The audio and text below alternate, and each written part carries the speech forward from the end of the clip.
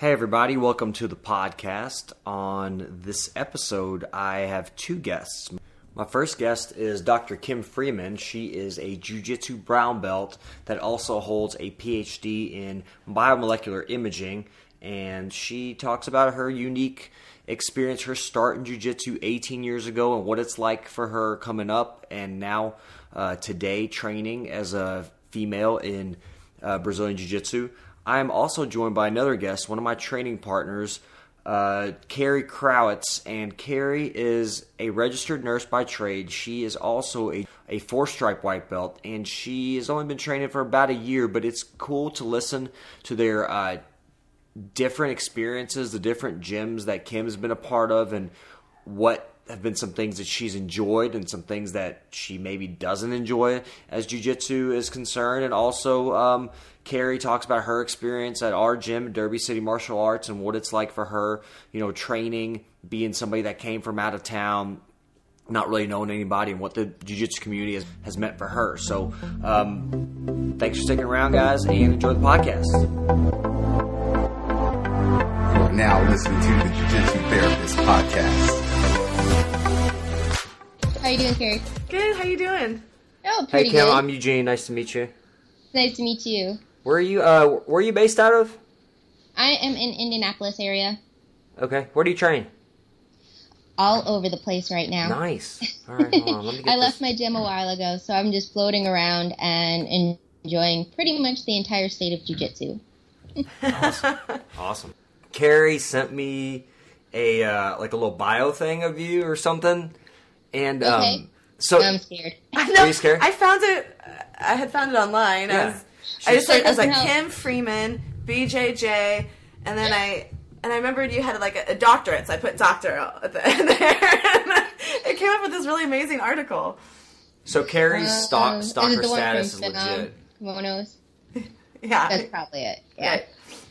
So once I had a client Google me, and I worked with scientists, so explaining Jiu-Jitsu is quite scary to them. So in the process of them Googling me, it also came up with Kim Freeman Cat Brothel. I saw And- the brothel. I was like, what is? You saw that? I don't know what it is. Or it's Kim Freeman Brothel and then Kim Freeman Cat Detective. And I don't know what that is, but it might be a possible career in the future, I guess. Are you involved in any of those? No. You sure? You claim to be a brown belt in Jiu-Jitsu, but you might be a brown belt in cats. I could be. I You just could be have a creepy cat lady. They do tend to creep up on you once you're 40. They just start coming into your house Cats and making their lives as comfortable as possible. I have one. That's your cat. Oh, But she's not in front of the computer. You need to see Kerry's dog over here. It's her roommate's dog, but he's a sweetie. He'll probably come up at he's some got point. an elephant that he wants to play with. But he's got his pet elephant. Yeah, my dog's at the foot of the bed right now, and she's mad as well. Well, that's okay. So They like to come and take up all of my space. that's what they're supposed to do, though. They are. It's the game plan. So, Kerry, have you all met before? How did y'all know each other? Very briefly, right? So I think it was either at Sophia's seminar or one of maybe our women open mats that we've had at Derby City. I've been to both. Been to so both. probably one of those two. It's one of those two. But she had, I was drilling with somebody, and Kim came by and, was, helping us out. And then she goes, well, she's like, what you can do right here. And I was on the bottom, and the top person, I think, was the other mount or inside control. I can't remember. But Kim was like, well, you can just do this thing. And she, she puts her hand on my face and just like smashes it down to the mat. And I was like, oh yeah. I was like, this is my favorite person. Is that like to everybody? It's Do that? important to grapple dirty. Yeah. So Kim, when Kerry stalked you and sent me your information, I was actually really interested in some stuff. First of all, you have a PhD, which is kind of cool. We'll get into that. But so you were in New York at 9/11, or like around that Yes. time. Yes. I was upstate. I was in Poughkeepsie, where I lived at the time, about an hour and a half north of the city. It was close enough where we knew people who we lost quite a few people. We lost our phones for almost 3 weeks. They were in and out. Our phone lines didn't work. And that was really before a lot of people had cell phones. So it was kind of difficult. Businessmen had cell phones. That was like big if you got a flip phone, right? I remember those days. Were in phones, before internet was on phones. So it was really hard to keep track of who lived and who died. It took us several weeks to figure out That's scary. who it was. Yeah, it was somewhat traumatic. Not nearly as traumatic as for the people who were in the towers, obviously. Right. What brought you to what brought you to New York? What were you doing up there? Well, I actually have family there, and I spent part of my childhood in New York, more on Long Island. But then my then husband at the time went to the Culinary Institute that was up there, so he was in school at that time. So we moved up there. What were you up And to? then the attacks happened, and my daughter was born Nice. a month later. Oh, man. So we moved to the Midwest, where it takes a long time for a rocket to come get you. They'll find it before it hits us. Was actually a main impetus of moving out here. And yeah, still moved across the country when I still had stitches and a newborn, just to get out. Wow. So you guys just got up and like, did you all have a plan? Did you have like a job? Like what was? He had family in Illinois Okay. at the time, so we pretty much just got medical clearance and left. There was no jobs at the time. There's no jobs to be had after that, you know. I couldn't work with a brand new baby, and he just graduated school at a point where there was no jobs in the culinary industry because, you know, Nobody was going everyone out to eat. was more tax. You know, it was not a hiring season. Right. Well, like, were you in school at the time in New York? Were you like, what were you up to? I did about a year. I started my graduate career up there at SUNY New Paltz, and about a year and a half in, I stopped going because of the pregnancy. So I had her. We moved to Illinois, ended up in Indianapolis, and then started back at school at IUPUI in Indianapolis.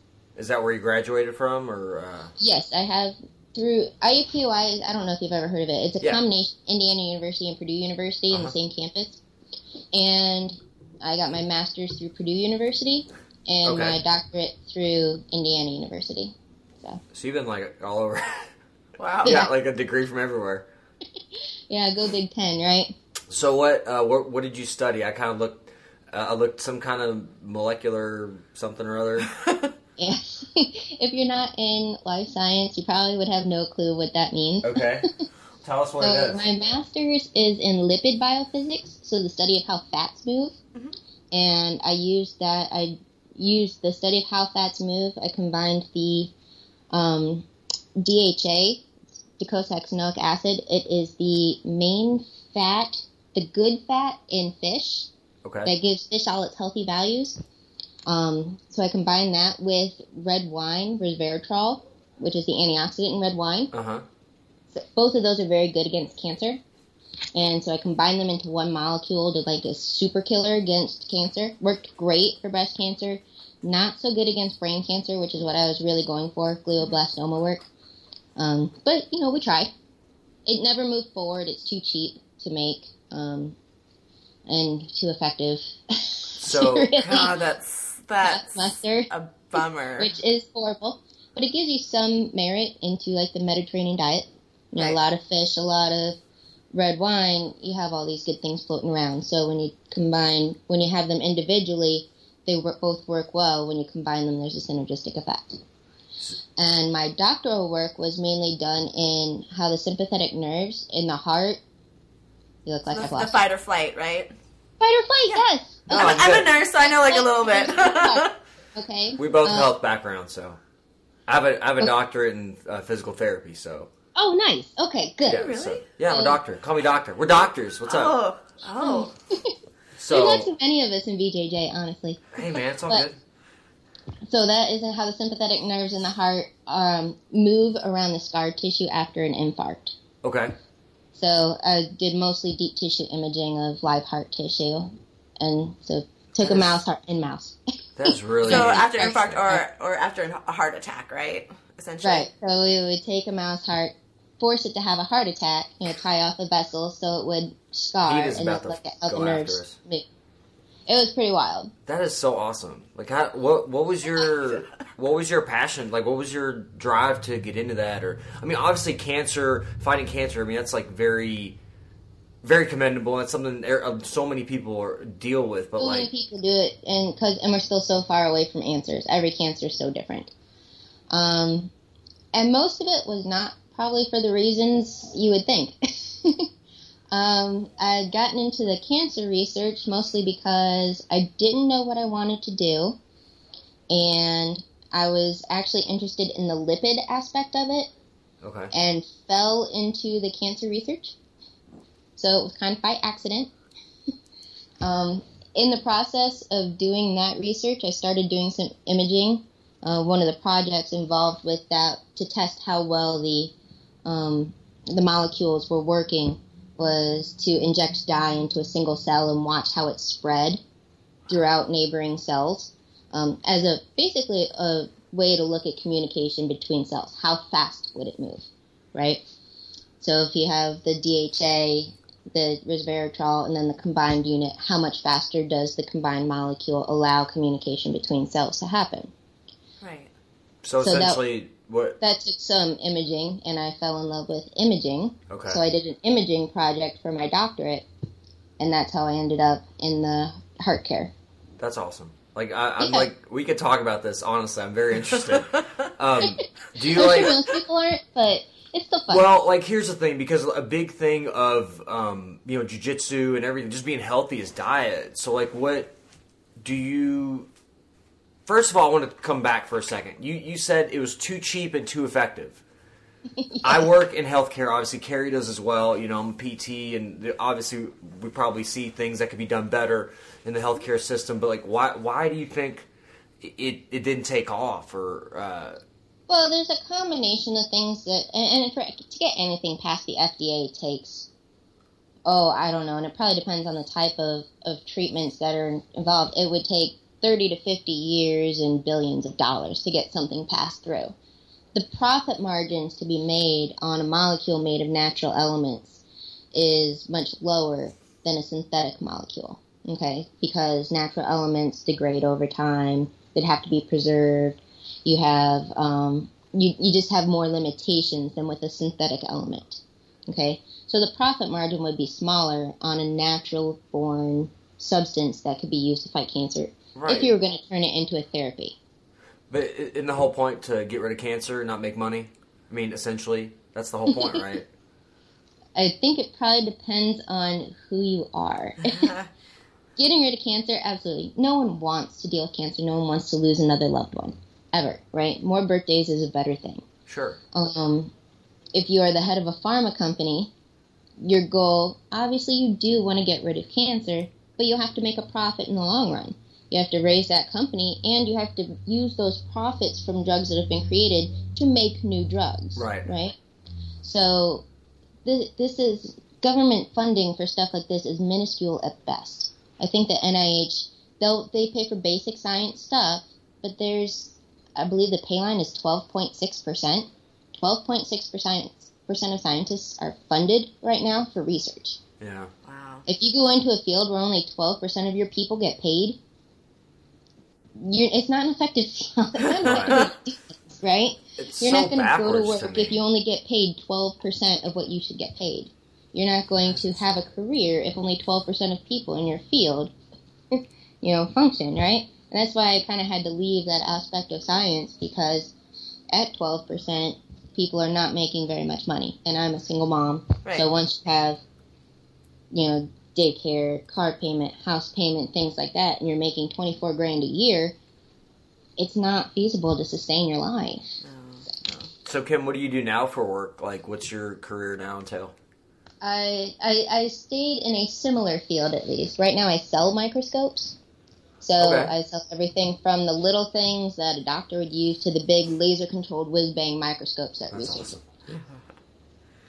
So, well, at least I still get to do some imaging. Yeah. Well, how did you So when did you start jiu-jitsu? Like, what was your age when you started? Age? Ooh. Yeah. Okay. You don't ask a lady. No. Honestly, people, like, for me personally, like, I'll tell you, I wish I started earlier. I say that all the time. Like, everyone like says shit. that. I wish I was. When you're young.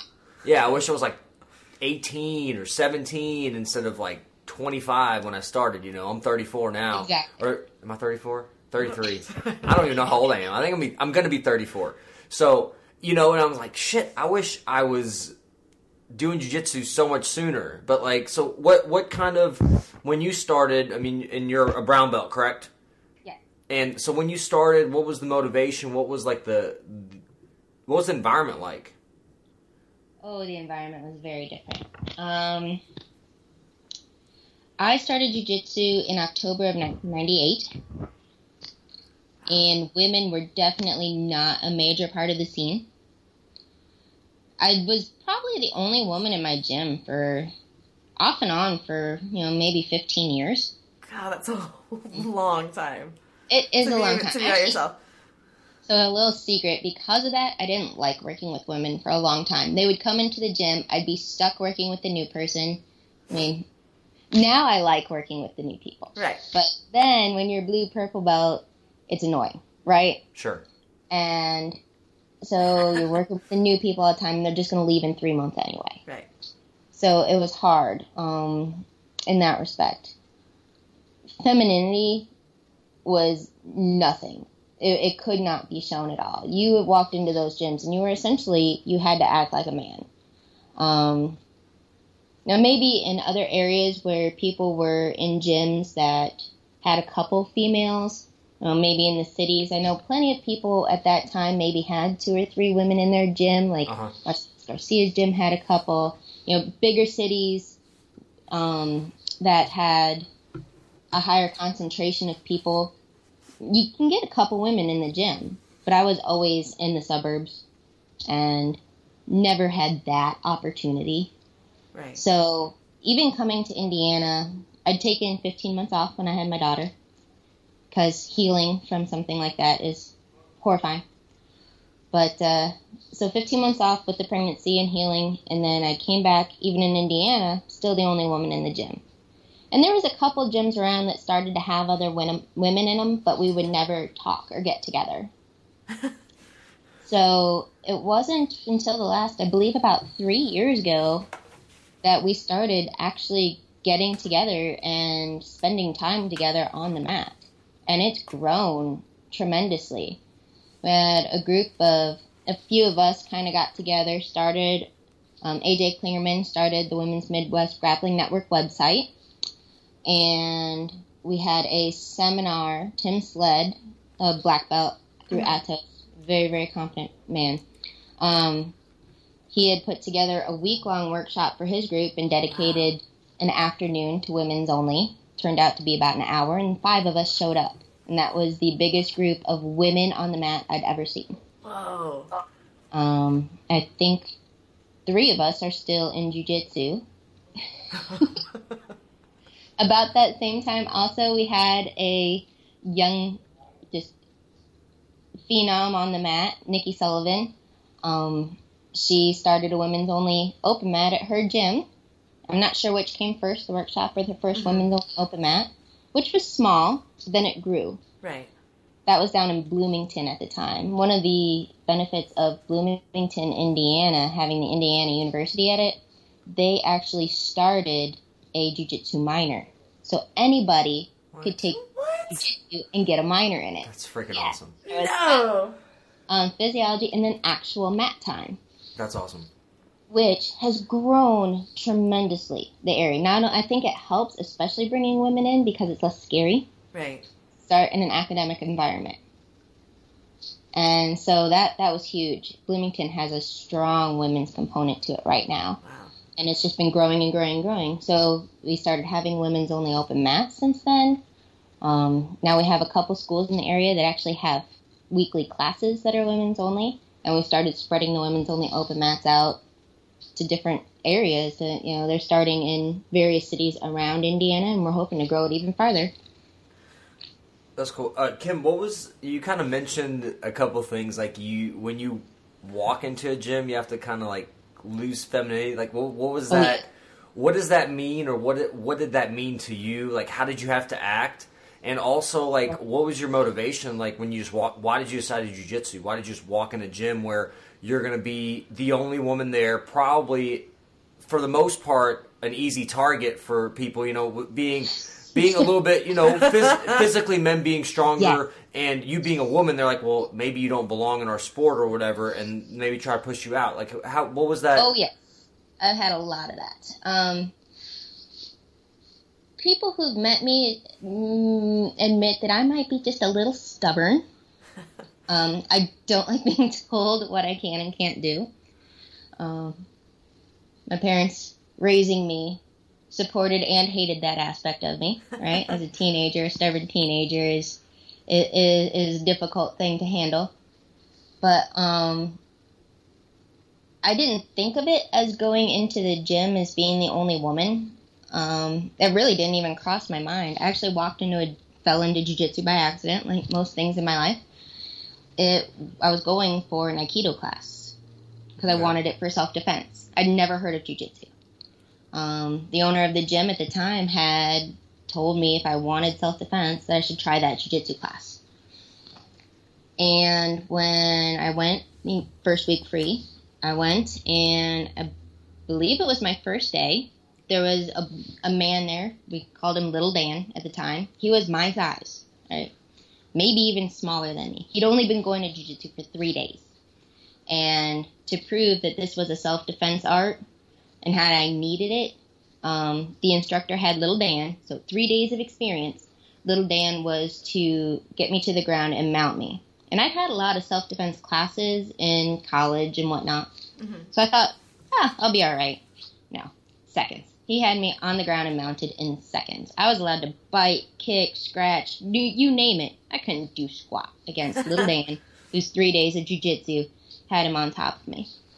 So it was then that I pretty much realized I needed a little bit of the self-defense, that I was more vulnerable than I thought I was. So I joined, and I went home crying every night for 6 months because I hated it, but I also didn't want to give up,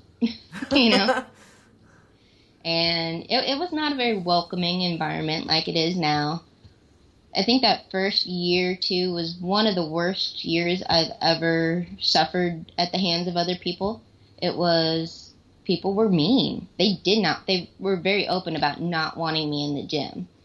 I had one guy choke me out unconscious, and then as I was waking up, he spat in my face and told me that I wasn't wanted in the gym. I would have guys grab my hair when we were grappling and shake my head. Just all kinds of stories like that. But I don't know if it was necessarily that I was going to prove something to them. I was just angry that they were trying to tell me what I couldn't do. Right. So darn it, I was going to do it anyway.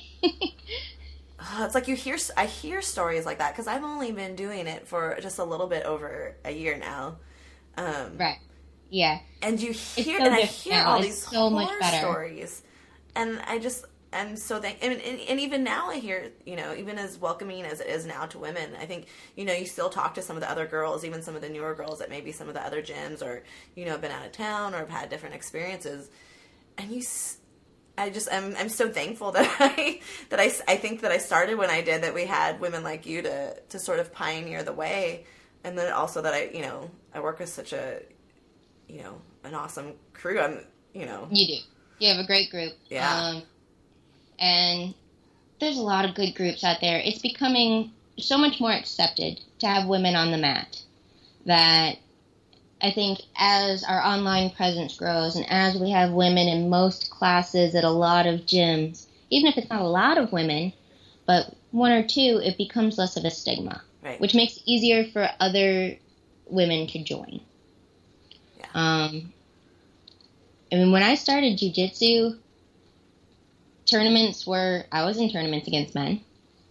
Wow. When I started jiu-jitsu, even at, the Pan Ams, Mundials, purple, brown, black, and all weights were joined into one category for women. Wow. There just wasn't enough. If you were a purple belt, which I wasn't at the time, but if you were a purple belt, you were going against black belt women who could be 30 pounds heavier than you. That's how it was. Right. In tournaments, I can only remember one or two that maybe were even close in weight. I'd go to tournaments and there's 40, 50 pound weight differences between people because there just weren't enough women. And that makes such a huge... Yeah, I know. Such a huge difference. You hear all the men complain about 10 or 11 pounds. Someone was 11 pounds over, or 11 pounds, not 10 pounds different. And I'm just like, okay. Yourself, dude. I have no respect for you guys right now. Kim, so what was like, was there a turning point for you, like, when you were like, I know it's kind of to prove a point initially to yourself, maybe to yourself, just that somebody can't tell you what to do, but like, was there a moment you were like, I actually really enjoy this, I see this as like a lifelong endeavor? Oh, a lifelong endeavor. I didn't feel that either, by the way. I'll tell you, I was kind of like doing jiu-jitsu just to do it. It kind of showed up. It becomes, jiu-jitsu grows on you, right? It becomes a necessary part of your life once you start it. Exactly. Oops. You I all right? hit something on my computer. Can you see us? There you go. All right, Yeah, there you go. It becomes your release. It becomes your coping mechanism. It becomes your social outlet. And it's hard to walk away from those. And I think especially in mid-white to mid-blue belt, that is very common. You can't live without jiu-jitsu at that point. An injury is devastating because you lose so much of how you cope with the outside world. Right. And then I think there's a point where you are a part of jiu-jitsu. And then there's a point where jiu-jitsu becomes a part of you. And even though I've been through more ups and downs than I could ever imagine with a sport, I can't imagine just walking away from jiu-jitsu and not having it. It's always been a part of my life, and even if I'm not training, I'm helping other jiu-jitsu people do things with their training and helping them with their lives and just trying to get everybody through. So it becomes such an ingrained part of your life very quickly that it's not something you can easily walk away from, or I don't think there is any one moment where I could say, oh, this will be a part of my life forever. Mm-hmm. I'm certainly planning on keeping along with it. I mean, I've been in like 18 years now. I'm not just giving up.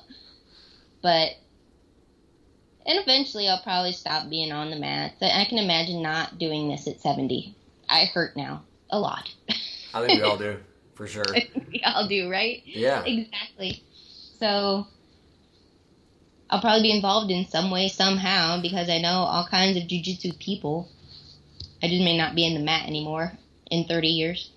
Yeah. What were you think as far as like some of your highs, some of your lows, like up to this point? I mean, maybe even as a white blue belt or a younger, I mean, obviously you said some of the low points were, getting choked out and other stuff, which was unnecessary. Injuries are always a low point. What's that? Injuries are always a low point. Okay. I've had some massive injuries because people would, especially back in the day, young men, especially two-stripe blue belts and blue, would much rather hurt a woman than tap to a woman. I've broken 9 bones in jiu-jitsu. Okay. Injuries like that are almost unheard of anymore. I've had my entire upper body dislocated. I've had my sternum dislocated. You don't know pain until you try to turn the steering wheel of a car after having your sternum dislocated. How did that happen? A jackwad in my gym. Neon belly or neon sternum? No, we weren't even rolling, all right? We were practicing a move, and he flipped through really hard, and I landed on my left shoulder, and it caused a compression fracture in my left collarbone, dislocated my sternum, dislocated my upper ribs, dislocated my right collarbone, and pulled some of the tendons in my rotator cuff. That is practicing a move. That Not is even rolling. Holy shit. Yes. That is like, I'm just thinking, you know what that reminds me of? I'm a big Bloodsport fan, big Jean-Claude Van Damme fan. If you've ever seen that movie when he's like, hit the brick but break the one at the bottom. It's kind of like all the forces translated through your body and like came out your shoulder on the other side. Yes. That is freaking insane. I've never heard of injury like that, honestly. And I'm a PT, you know, I've never... That was about 6 months of crying myself to sleep. I almost walked away from jiu-jitsu. That happened in late July, and in December I was still crying myself to sleep in pain, and I was telling people that I was done. I don't think I could handle it anymore. I was in too much pain. One of my teammates, and I was going in every other week just on a Saturday, rolling really lightly with really high belts just because you can't stretch the same way you need to stretch after you've been in this sport for it, so you can't just stretch by yourself. You need to kind of flow roll. And so I was working with some very high belts who had major injuries before, so I was safe in that. But that December, around Christmas, I'd said I was done. It wasn't healing well enough. The talk was possibly having to re-break my collarbone to get it to heal properly, to re-break it and put a plate in there. Because again, at that time, I didn't have good enough insurance. I didn't have financial ability to get things taken care of as well as I should have medically.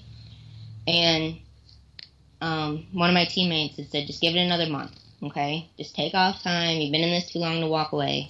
Give it another month. And that's what I needed. I needed someone to basically acknowledge that it was okay for me to be injured. And that I should take some time and then try and come back slow. And I was coming back slow. I couldn't move too well. But I think it was important to hear that from a teammate.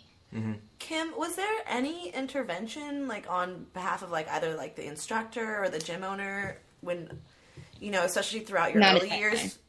Not at that time. Wow.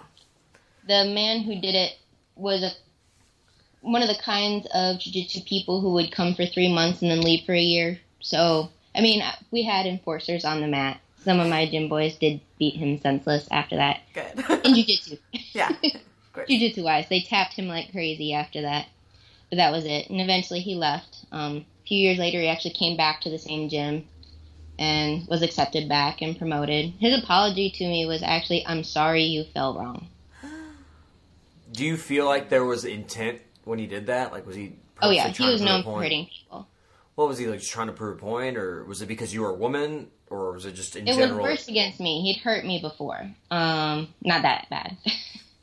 But he'd hurt quite a few people, and I think it was little guy syndrome. He was proving how tough he was. The kind of guy who says, okay, let's go 50%, and then attacks like he's a lion on the, going after prey, that kind of person. So it was one of the times where you'll kind of expect to get hurt when you work with that person. I just didn't expect to get hurt that bad. Well, especially while you're just drilling. Yeah. Just drilling, yeah. It was in the class, practice this move. We weren't even rolling. Do you know what move it was? Do you remember what move it was? I don't know what it was called, and I will not do it again. Yes. So it was one of the moves where... So I'm really bad with jiu-jitsu names. When I started, most jiu-jitsu moves did not have names. Okay? Like the crackhead? They had open guard, closed guard, that was it. Yeah. Everything was just a move. So this was a move where if someone is turtled and you're kind of north-south on them, the guy who's turtled swoops out from underneath. Well, he swooped out from underneath at lightning speed, and since I was already on my knees and not expecting to get thrown because we weren't rolling, didn't have time to react. So I was relaxed, and I shouldn't have been working with him. What was your recovery like from that? I mean, besides like the pain, also, did you have therapy? Did you do anything? Oh, yeah. Were you put like any kind of brace or anything like that? No brace. So a lot of physical therapy. I'm still in physical therapy on and off for it. I go back every year and a half or so because the pain. 3:30. Sorry, go ahead. Let's see what time it is. I'll make sure I don't keep you too long. Oh, no. Yeah, I'm still in physical therapy for it. Not routinely. I go back every year and a half. And because it'll start to hurt, and probably because I don't continue the exercises like I'm supposed to. Mm-hmm. So that is part of my fault. But, so it starts to hurt. I get a lot of pressure with changes in season, mm-hmm. and when I start getting the radiating burning sensations down my arms, then I usually go back because I can't sleep too well with that. Do you, do you feel like it still has lasting effects on you? Like it still affects you, obviously? That'll affect me the rest of my life, for sure. Without a doubt. Just like besides the pain and the shooting, it's just like mobility issues, like in your neck, shoulders, back? I'm sure there's some lasting effects. It's hard to tell that from other specifics. I mean, I could feel the dent in the bone where it didn't heal properly. And when the nerve gets irritated, obviously, I feel that. The rest is kind of hard to tell. I'm sure there's going to be a propensity for arthritis and things like that. Sure. In areas where you wouldn't normally get it when you get injuries from aspects like that. We all expect to get it in our fingers, right? Our toes, our knees. I'll probably have it in most of my upper body. I could assume, just from bone damage. Right. Seeing it deteriorate will happen. Did that alter, is there a certain game that you played, like certain jiu-jitsu style you had, and did it alter that, or did you have to modify? It took, yes and no. Actually, what it did, and it seems almost unrelated, but what it did was limit my willingness to throw anybody. Okay. I became for 2 reasons. I became very scared of seeing the mat come at me. So I didn't like to be thrown. Just watching it come closer, it created some fear, which I've gotten over now, for the most part. But also, the pain from trying to throw someone, doing pull-ups, anything like that, just trying to lift with my upper arms was excruciating for well over a year. So I stopped doing throws. And I found it as a good excuse to continue to not doing throws and not doing stand-up. So I know I need to get better in those areas because I slacked off. I shouldn't have allowed myself to use it as an excuse the way I did. But, we're human. What do you feel like your motivation was to keep going as far as, after that kind of devastating injury? That happened only 6 or 7 years ago. So I'd been in Jiu-Jitsu for a long time already. Okay. Had that happened at an early blue belt, it would have been a game ender, for sure. Having it happen, I think I was a purple belt at the time. Yeah, I think I was a purple belt at the time. Maybe. Makes sense. I got my brown belt in 2011. Okay. I think the injury happened in 2010. Okay. But I'm not positive. So around that time, Jiu-Jitsu was already fully ingrained into me. It wasn't... In the depths of the pain, I was definitely willing to walk away, but I don't think I would have stayed away for long. It's too much a part of my life. It's so much a part of my social outlet. It's so much a part of who I am at this point. It'd be a huge void to walk away from Jiu-Jitsu. What other injuries have you dealt with? Is there any other, besides the fractures, is there anything? This is the Jiu-Jitsu Therapist podcast, so I'm curious about your injuries and stuff. Curious about my most recent injury happened at the end of August, last week of August, I think it was. I had it actually was kind of the straw that broke the camel's back in me leaving my old gym. I had someone who was supposed to be going for a straight ankle lock end up doing an inside heel hook and popping my LCL off. Oh. Well, it's we don't know how much because the MRI was too expensive, but it's more than halfway gone. Is your knee wonky? Is it kind of you like my technical terms? It's pretty rough. I'll probably never play tennis again. I can walk straight forward just fine. Right. But side to side and twisting motions are still difficult. Yeah. You said your LCL? LCL, yeah. So yeah, so that's like the outside The lateral. outside of the knee. Yeah, exactly. Yeah. So Funny pretty story, much stepping when you out. go into an orthopedist and you tell them you think you busted your LCL, they laugh at you and say that you don't just bust your LCL, it's probably something else. And then you have to explain the injury. They don't like to hear it. Yeah, I'm kind of I'm just thinking about the mechanism, like how it happens. Like, I don't know. Usually, did you say inside heel hook? Yes. See, I think there's a lot of other stuff that can get damaged. There's probably a lot of ways to bust it. That's beforehand, yeah. It's just probably just the way. Yeah, so basically my patella went sideways, and it went sideways enough that this tendon on the side of the knee broke. Yeah. Partially. Something had to give. Yep. Have you competed since? When was the last time you competed? Injury. Huh? I don't compete that much anymore. Every time I compete, I get hurt.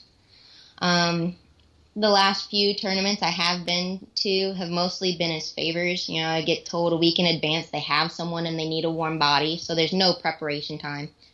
And I just don't really like it. I used to love it. I used to compete a lot. I competed a lot, before, say, 2004. I competed quite a bit. It's so stressful, mentally, emotionally, and it's just not what my calling is anymore. I think it's great that people do it. I love watching so many women on the mat. It's just not for me anymore. Right. What? So it's just kind of was that the main drawback? Was just because it is very physically, emotionally, it just wears you out, especially the build up to it, and then, competing, and then after the fact, Exactly. And I don't usually have the time to train like you need to anymore. Right. Jiu-Jitsu is a different game now. And I work 60 hours a week. Yeah. I'm a single mom. I think it's awesome that so many women can do it. It's just not in the cards for me at this time. And I just don't see going on the mat and going against some of these great people who are used to competing at such a high level and just getting hurt. I need to go to work tomorrow. Right. So I need to pay my bills. The last tournament I was in, I got kicked in the head and knocked out. Oh. Yeah, they came from another portion of the mat and fell into us, but a bone in my ear shifted, and now I have reduced hearing in one of my ears. It's not worth it anymore for me. Right. I'm perfectly okay not competing and having full function of most of my body. Yeah. Did you have any really great moments on the mat? Like any victories that kind of stand out to you? Oh, any big tournaments? There's always some, but I think the victories that matter the most to me aren't. There's always there's some cool times. You win a tournament, you get a belt for the first time or something like that. But honestly, the victories for me that I really think about, the ones that I reflect on more than anything, are the ones that showed me that I was making certain progresses. My first few tournaments, I wasn't listening to anybody. I couldn't comprehend what my coaches were even trying to tell me, right? There's so much nervousness going on. I remember the moment in a tournament that I was able to look at my coach, register what he was saying, and accomplish it. That was a huge victory for me. Maybe other people don't have that setback that I did. I wasn't used to doing sports before jiu-jitsu. Odd first sport to get into. Yeah. But so that was probably one of the first times, that was one of the biggest times tournament-wise that I reflect on. And I reflect on it quite a bit because it was this huge mental leap for me in jiu-jitsu. When you did those first couple tournaments, did you enjoy it? I know that you're nervous. I did. Yeah. I did. I was a lot younger, though. Yeah. Doing a tournament when you're in your 20s is very different than doing a tournament at 40. Yeah, I was younger. I had more energy. I had less responsibility. There was still a lot of bias back then. I was, especially going against men, not only do you have to understand that man you're going against hates the fact that he's working with you, the refs didn't like it either. I would have refs who would call things against me where it's like, okay, I'm in mount, but I'm stalling because I'm not doing anything. They would count points against me for doing that. Wow. Because they didn't want the woman aspect, the feminine aspect then. It wasn't commonly accepted at all by anybody. So if you don't have a ref who's on your side, and you don't have a teammate on your side, and you don't have the person you're competing against on your side, I mean, it's fun, but it's very different than tournaments are now. Now it's very different. How do you feel like jiu-jitsu? Go ahead. Very few tournaments against women, actually. Most of the time I show up and there's no one there who's in my category, right? Mm-hmm. I've had a few, and again, even then it was all the women are together. So there's not weight categories, or you can have 4 or 5 stripe difference, belt differences, right. Weight differences. And now I just want to have fun. Yeah. I've done it all. I don't care if I win another medal. I don't care if I win another belt. They're just sitting in a pile in my closet anyway. I want to go have fun on the mat and have some friends and just play. And be... I'll never be the top 1% of jiu-jitsu. I've resigned to that. I'm like most people in jiu-jitsu, right? I do this as a pastime, not a living. Right. I don't plan on it ever being a living, but I love spreading jiu-jitsu. And because of that, I don't need to compete a lot anymore. I don't have the urge to compete a lot. I don't have to prove myself on the mat. As a 22-year-old who does nothing but eat, sleep, and breathe jiu-jitsu going to massacre me on the mat? Maybe. And you know what? I'll probably let them, because I don't want to waste the energy. I have to get up and be in the real world the next day. And it doesn't mean that much to me anymore. So maybe if my career depended on it or something, I would have more of a drive to stay in competition. I can definitely see why some people love the thrill of competition. But for me, it's just not in the cards. How do you feel like jiu-jitsu's evolved now since, from your starting to now? Like, what do you see, as far as skill level or just like, and you started as like a self-defense thing, but now there's a lot of sport jiu-jitsu. I mean, do you like the direction jiu-jitsu's going? Do you follow it? Yes. Yes to everything. There's definitely a dichotomy in jiu-jitsu. It is not the sport it used to be. Your sport jiu-jitsu is much more dependent on strength and agility than what traditional self-defense jiu-jitsu was started as. And that's fine. I have nothing against it at all. And it's fun. And it's a completely different aspect. But it's not what traditional jiu-jitsu is. And I have kind of been born and raised through the traditional path. So although I enjoy the sport path, I want to continue with the sport path. I believe the sport path is definitely there, should be taught, should be a major part of training. I do think self-defense is necessary. There's a lot of people who train only IBJJF rules. Well, if you only train IBJJF rules, you're useless if someone attacks you on the street. Maybe not useless, but you're pretty darn useless. Because an attacker is not going to play by IBJJF rules. What? I think it's important to have a well-rounded game and not just train one or the other. If you only train self-defense, you're not going to do well in sport. There's a lot of great aspects to sport. And if you only train sport, you're not going to be great at self-defense. So it's definitely beneficial to train both. It's definitely beneficial to spread both and to have both in a curriculum. It doesn't mean that you have to do hardcore both ways all the time. You should do both. It's important for your own well-being, really. Because even in IBJJF rules and even in tournaments, it doesn't always go as planned. You're always going to end up with someone who does a move they're not supposed to do, or who doesn't know the rules, and you're going to have to be able to defend against that for your own safety. So it's important to train both ways. I mean, when I started tournaments, we didn't have the IBJJF. It was in Brazil, and then it was in the United States for a while, and then they disappeared for a while, and they came back and changed things. There weren't jiu-jitsu competitions. There was grappling games. Rules were very different.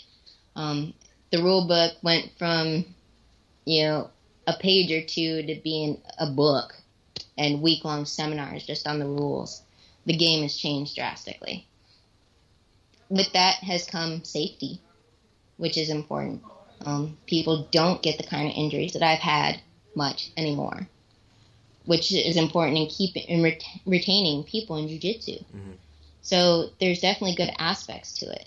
But I think you need to train for the rules and for when there's not rules in order to grow your jiu-jitsu game. I think obviously self-defense is a big reason for a lot of us to kind of get into the game. It was one of the reasons why I did, and it seems like it was the reason for women. But do you think there's any other reasons, especially for women, like any other things that you can think of that have benefited you aside from like the self-defense that you might encourage? Other reasons aside from self-defense that you would? Oh, absolutely. Apply to jiu-jitsu? I can't even describe what jiu-jitsu has provided me. It has given me a strength I didn't know I had. It's given me the ability to persevere in situations I would have never been able to persevere in before doing jiu-jitsu. And that's not a woman thing, that's an everybody thing, right? And that's a useful skill in the real world because you're going to have to persevere at work, you're going to have to persevere at home, everywhere in life, you're going to have massive undertakings that you're going to have to push yourself through that you don't want to put yourself in, that you don't want to have to go through, but you're going to have to do it anyway. And the ability to persevere in those situations has been tremendous. I've accomplished more than I ever thought I ever could. And I look back on what I've done compared to most people don't have the ability to go get a doctorate. Most people don't have the ability to persevere in a sport like jiu-jitsu. Most people, just some of the things I've been able to accomplish or have been amazing. And I don't think I could have done that if I didn't have the grounding in jiu-jitsu, because jiu-jitsu's given me so much strength and so much ability to overcome that I use aspects of that in everyday life. I'm much less intimidated. Part of that is from the self-defense aspect. Right. Part of that is because I've had a lot of people look down on me because they didn't want me in jiu-jitsu. They didn't want me in science, and I can look back at them and say, no, I can do this. And now other women can see that it can be done, and they can do it too. So there's so many things you gain from a sport like jiu-jitsu. You gain just so much self-worth, self-control, a knowledge of yourself that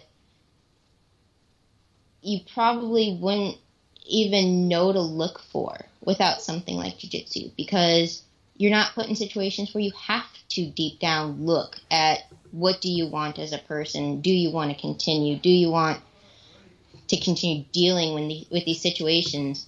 You go to a random person on the street who's never done something like jiu-jitsu and have, your butt in their face and you start cranking on their neck.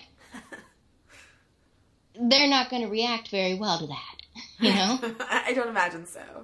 You're climbing the corporate ladder, and you're going to have someone's butt in your face, and you're going to have someone choking you from behind. Mm-hmm. You've got to be able to get through that. Well, now, accomplishing those big things doesn't seem as overwhelming because I've already accomplished so much. And I think it's a huge part of who I am. What else do you want to accomplish in jiu-jitsu? I mean, like, what kind of, this is a good question, really, for a lot of people, because belts mean different things to a lot of different people. What does, like, a belt promotion mean to you?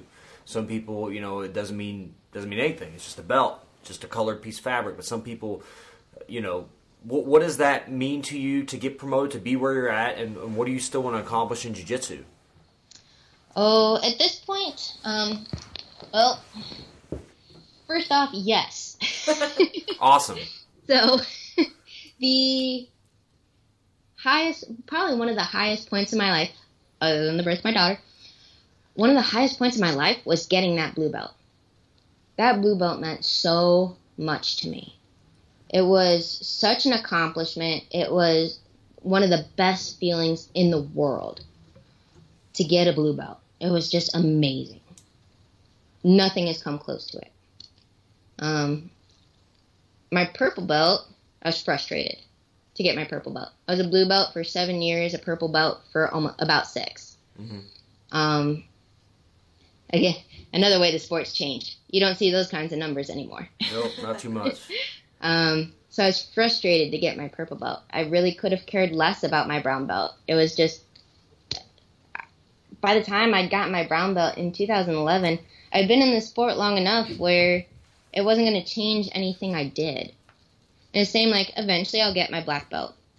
It's not going to change what I do. It's not going to change who I am. People might take me more seriously, but am I going to be any different then than I am now? No. I've been in this sport 18 years. 18 plus. I'm still going to do some seminars. I'm still going to encourage people to join Jiu-Jitsu. I'm still going to take the white belts on their first day of class and work with them because they're scared out of their minds, and I remember what that was like. It's not going to change who I am. To me, it's another belt. And it'll be neat to get it eventually. A few people have offered. I don't have a home gym right now, so it's not something that can easily be promoted anyway. So it's kind of nice not having that pressure. I don't have to think about it. But, yeah, I'm also kind of at that point now where it's just a belt. I know a lot of black belts. You can't be in this sport for 18 years and not know a lot of black belts, right? Mm-hmm. And honestly, a lot of the young black belts are fabulous. I love them. I have so much fun with them. The more of the older generation to meet, the more I'm actually disappointed in black belts. Or higher. I see such ego being brought back in at that level, and I don't want to be that person.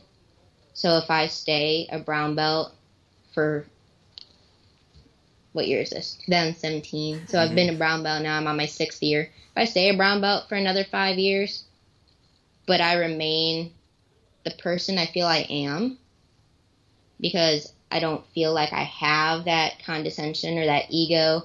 No, I spread jiu-jitsu. I want to bring jiu-jitsu to people. If I stay that kind of person in one respect or another, I'll be okay with that. Mm-hmm. If getting promoted means that it's going to change that, maybe I don't want to be promoted. And it's something I've been thinking about a lot lately, because I don't want to change who I am right now. And I've been kind of going through I've met a lot of really high belt people. And some of them are really, really good. Yeah. And some of them are really, really awesome. And a lot of them aren't. And I'm probably throwing myself under the bus by saying that. Why do you say that? I mean, everybody's different. You're going to have your opinion. Everybody's different. Everyone has that opinion. And it wouldn't be throwing myself under the bus in the first place if that ego at that level didn't exist. Right. So it kind of proves something in and of itself. But I don't know. I don't know what my future is going to hold with Jiu-Jitsu. I hope it is something that's with me for a long time, and I've loved it this long, and I'm going to keep on loving it and keep on doing what I feel is right. And if the belt promotions come, the belt promotions come. If they don't, they don't. I mean, I have one more belt promotion in my life. It's okay. What was so great, like, about getting a blue belt to you, and then what was so frustrating about a purple? Like, for me personally, like, yeah, I was pumped to get my blue belt. I was pretty pumped to get my purple, and just as I got comfortable at purple belt, I felt good. I was doing some competitions, and I was like, you get that fourth stripe, you're like, I'm okay here. I like where I'm at, and I don't know. And then it changed. It doesn't. Well, for me, like, I never asked for a belt. I never asked for anything like that. You put the time in and it just happens, and You just keep getting better, right? That's the only thing. no, Exactly. it's not. I think it's for me, the belt promotion is like it's just validation of the work you put in. Because I've been at it about 9 years. So, I'm proud of being, and I'm also proud of receiving that belt from, my instructor, Chewy, just because he's such a high level, jiu-jitsu practitioner, and Yeah, he's fun. he's just a great dude. So I'm proud to represent him, and that's the only thing. I just want to make sure I represent him well, but that's on a tangent. So what was great about your blue belt? Tell me about that. I think blue belt was so awesome because I hadn't accomplished as much yet. So it was such a pinnacle for me to have worked so hard. You work for a year and a half, 2 years to get that blue belt, and you're coming from nothing. So every step is a huge undertaking, and to get that blue belt was just this. She's got 4 stripes on her belt. Oh, and every time she because gets a you just stripe, dude, accomplished she's so like much. glowing, and I'm so happy for her. I really am. I was like, you're just getting that much closer to me fucking putting a belt to your back. Bam. I'm kidding. No, I try to remind them when we had I've only been here for like one of our like big like belt promotion days, and it's like in girl locking rooms. It's not like we do like the whole towel thing and like whip it. Yeah. So I was like, I'm strong, but like I'm whacking these guys back, and it's nothing. I could watch it in the video. It's like boop. So I was like, I just try to remind everybody. She's talking about a watch. gauntlet. We do. I don't know if that's some places do. I don't gauntlet. do a gauntlet, no. Yeah, well, But, we do. I know and, plenty of gyms who do. Yeah, and we've done I gauntlet. got into jiu-jitsu to avoid getting hit, so I don't want people to hit me. No. There's a lot of different opinions on like a gauntlet, but honestly, for if you're a male and you're gonna like try to hit somebody, it doesn't matter who it is. I mean, some people will try to whip people pretty hard, and you know what, you take it, it's fine. But like, if it's like a younger person getting promoted, or even a female, I wouldn't. No, I'm not saying that. I just wouldn't. I wouldn't hit him as hard. I just wouldn't. That's just me. I just wouldn't, Kerry. What do you feel about that? But there's also a lot of people who would actually hit those people harder. It's fucking stupid. My feeling I think is so too, but you have to take into consideration that that's how some people are. Right. No, I don't see that like as women being weaker in any way. I just wouldn't like. I don't know. I just don't. I feel like fighting early right now. Do I? You are? No, I don't feel like women are any weaker. I'm not saying that. What I'm saying is... No, we are not as physically strong. Absolutely. We are weaker. No, really, I wouldn't... Not for me personally... Physically. That's not anything against you. I just would not, like, hit you with a belt as hard. I just wouldn't. That's just me. I can see, coming from a guy's point of view, I can see where that would be... Right. A little bit like, like, maybe, like, that's not...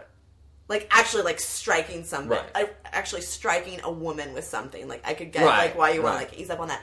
But I was like, our strength, on this instance, our strength has nothing to do with it. We have the same, similar pain receptors. Like, it's, actually, it's gonna hurt. We have way more. This is what I'll tell you. Our pain receptors are about 9 times more sensitive than a man's. What? Well, Kim, here's the thing. My wife... Kim! You should actually hit 9 times softer. Let me tell you, my wife was... I've got a 17-month-old, and she ended up getting a C-section, but she went all the way through labor with no epidural, no nothing. And she was 10 centimeters dilated, pushing, and then just my son was assigned to play around with this cord, and so we have to... So, I'm telling you, the strength that my wife has, I couldn't freaking do it. There's no way. Like, she was Mama bear strength is a very different beast. It's just There's crazy a reason, to me. it's actually beyond... Giving birth is a level of pain that is beyond being able to remember it. Yeah. You get a paper cut, you can almost feel it when you remember it. But your brain releases so many neurotransmitters during something like childbirth, you cannot physically remember the pain. It's so far beyond what you're actually able to remember. And it is very unfortunate that it hurts so much. we're cephalic beings, but we're also bipedal, so we have really small hips. Yeah. Childbirth is probably more painful for humans than any other species. Yeah. And yes, absolutely, you can't discount that. But physical pain sensors, the sensitivity of our nerves in our skin is more. Sensitivity of our joints and our muscles is more because we have more neurons per area, and the way they, how do I say this? I don't want to lose people. So the way they interact with our homunculus, right? The way we sense our bodies and our brains is even different. Right. So we have the ability to bear children, yes, and we have the ability to hold that against our men as we do it. But every little bit hurts more as well. Okay. But don't you think because of that, and especially, just being a woman, I feel like we're used to dealing with pain. Do you know what I mean? I feel like so is everybody. I don't think it's a man or woman thing, honestly. I don't know. I don't know. Well, you can never know how someone else actually senses something, right? But I do think we have a greater, and pain is pain, right? That's actually an emotional response. The proprioception, the sensation of pain that is actually triggered in your brain, right? That could be the same, and we might have a greater emotional response to it. In part, you're going to see women cry on the mat a heck of a lot more than men, right? Because we have a little bit of pain, a greater emotional response. Yeah, okay. I do. Like a big Well, Kim, I think the other thing about like the gauntlet type thing, it's more like your purpose. The purpose is more like it's like a rite of passage in a way. And the goal is not to hurt the person. The goal is kind of like just like to, in a way, cement their like level, like they're being promoted to blue. So you're not like trying to hit the person as hard as you can to make them cry. I mean, that's not the point at all. Like it's no, and everybody's I think as long as you smiling. have a strong leader who is, it really depends on that. You have to have a strong leader in a gym if you're doing a gauntlet that is very, very adamant throughout the entire year, throughout the entire season, throughout an entire session, not just during that gauntlet, about keeping people on an even field. Okay. And I think when you have that, it provides a cohesiveness to the gym where the extraneous aspects of a gauntlet that some people see as dangerous or just against the certain aspects of it, right? If you don't have that in your gym in the first place, your gauntlet's not going to show it. But if you have a gauntlet in a gym full of egotistical maniacs, it's not going to be a healthy thing. Right. So you have to really take into consideration the atmosphere of each gym. And that's probably part of the reason why it's great in some areas and in some areas it's not. Right? I have partaken in gauntlets in other people's gyms. No, I'll never whoop someone really hard. Sure. I've never done it myself. I really don't plan to. Not that I'll get promoted anytime soon anyway. But is not something I want. I do not respond well to being hit. And I know that going into it. So I'm not going to do it. Well, I think as long as people have an option, if they don't feel it's something they should be able to, that they can't handle, I think they should not have to do it. If they want to do it, that's very different. Yeah. I mean, it is what it is. Yeah, I mean, it's like, I don't think, for being, like, for Kerry, for example, and myself, I don't really treat Kerry different as, like, a white belt. Like, I grapple with Kerry if we're rolling. Like, I'll grapple with her based on her, like, skill level. I'm not like, oh, she's a girl, so I'm going to be harder, or, Kick yourself. She's a woman. I'm older than you, Eugene. She's a female, whatever. Diminutive, you think in the diminutive. Okay. Point blank and period. So, Damn. What? Oh my God! Calm down, everybody. I'm not. So it's an empowerment for women in general. You talk to women as girls, and they start acting and feeling younger lesser. It's a powerful word. Yeah. Okay. If you want to empower your women, you treat them like women and you call them women. Sure. I mean, that's fine. I didn't mean it in a way like... Sport, it's brittle. It's just one of my personal vendettas. Well... Women are women, girls are girls. That's fine. I raise them. I'm not one. So what I'm saying is, like, I wouldn't treat her any, like, different. Like, when we grapple, like, I grapple based... I'm not like Kerry's a woman or a female. I'm going to treat her differently. Okay? So, you know, I just train. So like, you don't think you would treat her differently than you would treat a man? I mean, I'm not going to try to, like, put my, like... I may watch my hand placement and stuff. And I may not be, you know... I don't know if I would. I'm honestly, I just... But I'm going to make a point right now. Okay. You already did, because you called the man a man, and you called her a girl. So, subconsciously, you are actually doing something different. Okay. Well, that's not, you know, I will... Just to bring it up as a point, people often say they wouldn't treat a woman differently, right. And then even in something as simple as their own wording, they do. Yeah. I think, too, also... It's something to be aware of. Yeah. No, I appreciate that. Like, that's not a way that I would, you know, I feel like Kerry is well respected in the gym, and I don't... She is. We joke around with Kerry a lot. Oh my god, you would never know it. Yeah. You would, if that is the truth, you would never know. No, in Jiu-Jitsu, joking around with people is how we show that. Yeah, we, no, honestly, we mess with Kerry a lot, and it's because she's a great part of the gym.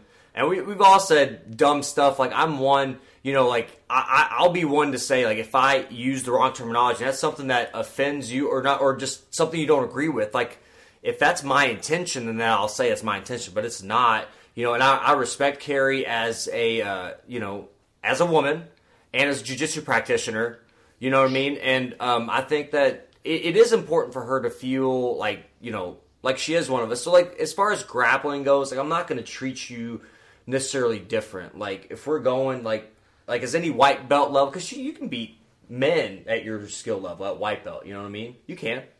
Or boys, whatever you want to call them. It depends. No, I think that's a very good point. And especially once you get to know, I mean, a woman and they become part of your gym, you think about it a lot less. Sure. And I think that's something that has to be acknowledged by women about the men as well. Yeah. It's not that men are anyone, when you're grappling with them, your partner, you need to know them almost better than they know them. You know, okay. You need to know your partner's limits so you don't hurt them. Sure. And it takes a while to get to learn that. And it's important whether you're grappling a man or a woman. Right. So any new person in the gym, you're going to treat differently.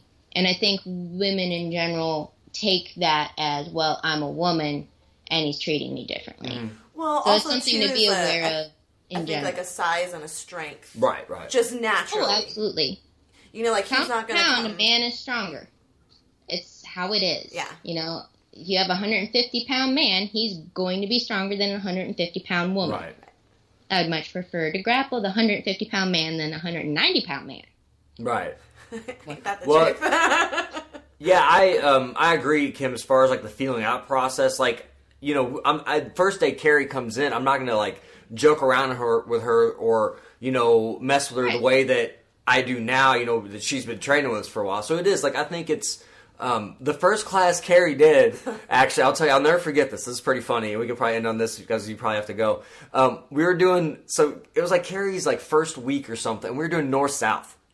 So we were doing north-south, you know, submissions from north-south and all that stuff. So you're just really all up in there. You're all up in there, okay? So, I was actually paired with Kerry, and my buddy Adam was running class, and he's like making these jokes and stuff, which, you know, we all joke around. We don't like. Of course. Everybody says stuff that, you know, probably you say stuff in a gym that you're not going to say out in the real world because people are going to look at you funny. Oh yeah. So, and like it was just he was saying this stuff while Kerry and I are like north-south position, and I actually went to my wife after. I was like, oh my god, like. Adam was making these like saying this stuff, and like I feel really weird. Like I feel like not necessarily like I don't know because you're not used to being in that situation. Like if you're a lot to overcome. If you're a man, you're not used to somebody with their junk in your face.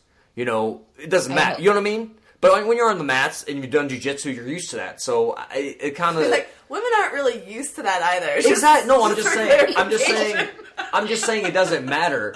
Like it doesn't matter man or woman. You're just not used to somebody putting their stuff in your face. Right, and it matters less when you know them than it does when they're new. Exactly right. But also, when you actually brought up something, kind of touched on it, it's also hard on the wives. I find a lot of dissension in the wives of men who do jiu-jitsu. I've actually received threatening letter from someone just accusing me of doing all this stuff with her husband, which obviously didn't happen.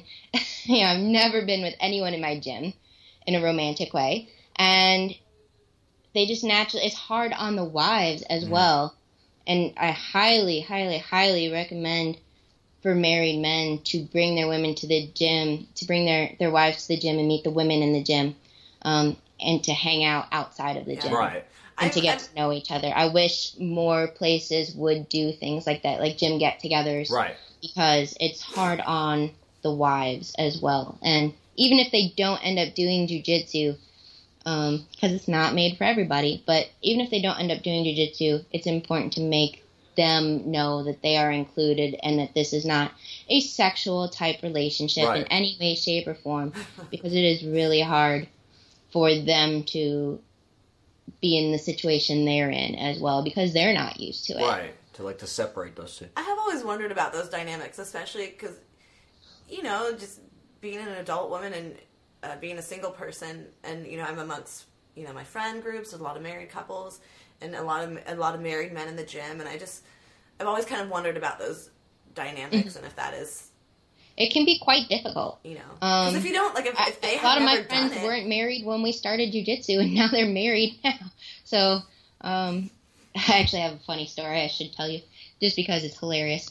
One of my jiu-jitsu brothers, Joshua, was married a year ago and started dating his now wife 5 years ago. Well, I've known Joshua about 15 years. We've grappled together for about that long.